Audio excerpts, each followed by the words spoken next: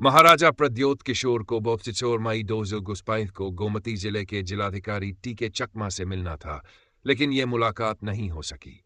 आइए इस विषय पर बात करें।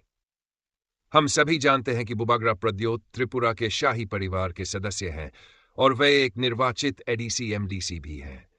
आइए देखें कि भारतीय संविधान में इस बारे में क्या कहा गया है।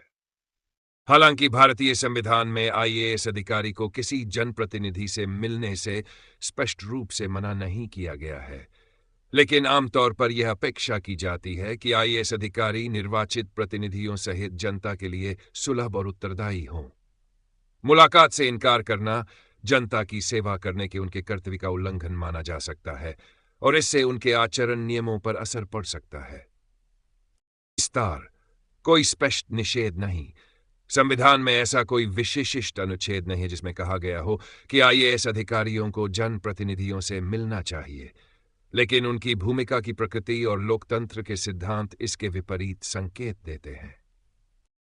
सार्वजनिक सेवा आईएएस अधिकारी सार्वजनिक सेवा का हिस्सा है और उनसे लोगों की जरूरतों के प्रति जवाबदेह और उत्तरदायी होने की उम्मीद की जाती है, जिसमें सरकार का हिस्सा चुने हुए प्रतिनिधि भी शामिल है।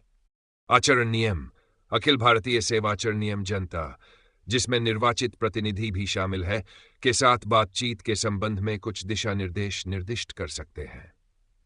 पारदर्शिता और जवाबदेही सुशासन के प्रमुख पहलू है और किसी जनप्रतिनिधि के साथ बैठक से इनकार करना इन सिद्धांतों को बनाए रखने में विफलता के रूप में देखा जा सकता है। संभावित परिणाम हालांकि बैठक से इनकार करने पर कोई विशेष दंड नहीं है, लेकिन अगर इसे निर्वाचित अधिकारियों के काम में बाधा डालने या बाधा डालने के जानबूझकर किए गए प्रयास के रूप में देखा जाता है, तो ऐसी कार्रवाइयों से जांच, आलोचना और संभावित रूप से अनुशासनात्मक कार्रवाई हो सकती है।